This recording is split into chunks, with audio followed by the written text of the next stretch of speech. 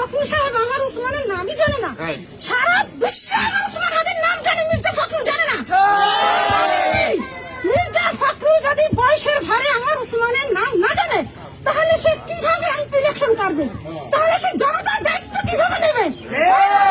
তাকে বাদ দিতে হবে।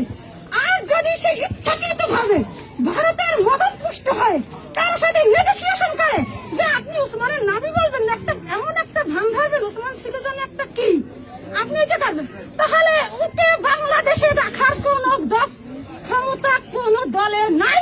তাকে জনগণ তাকে নামাই দেবে। কোন রাজনীতিবিদ হিসাবে বৈধ ফখরুল থাকতে পারবে না।